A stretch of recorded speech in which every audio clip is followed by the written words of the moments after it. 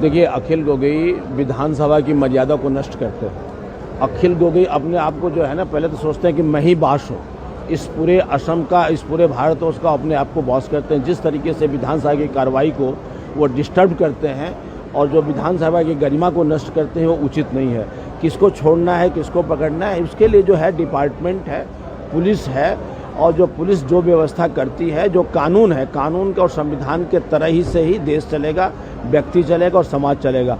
अखिल गोगोई जो है सबके समाज के निर्माता नहीं है और देश के निर्माता नहीं है, वो किसी के भाग्य के विधाता नहीं है। इसलिए अखिल गोगोई को हम लोग चाहते हैं कि वो विधानसभा के अंदर में विधानसभा की मर्यादा और सरकार की मर्यादा और संविधान की मर्यादा को सुनिश्चित करके ही वह विधानसभा के अंदर प्रवेश करे। जैसे कि अभी मानसून का सीजन शुरू हो चुका है और असम में फ्लड एंड इरोजन का बहुत ज़्यादा इशू है, तो आप गुवाहाटी का एमएलए होने के नाते अभी गुवाहाटी में भी वो बहुत ज़्यादा अभी वाटर लॉगिंग का भी। देखिए, ये तो प्राकृतिक दुर्योग है, ऐसा टेरेन ही है। गुवाहाटी का टेरेन अगर आप देखें तो हिली टेरेन से बारिश ज़्यादा होता है तो मिट्टी भी नीचे आती है।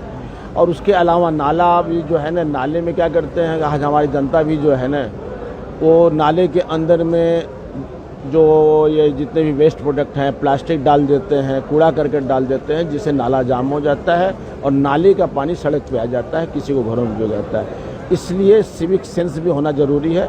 सरकार भी इस बारे में सचेत है कि हम सभी लोग मिल करके ऐसा जब दुर्योग हो तो उसमें सभी सचेत रहें और अपनी सुरक्षा करने का हम प्रयास करें।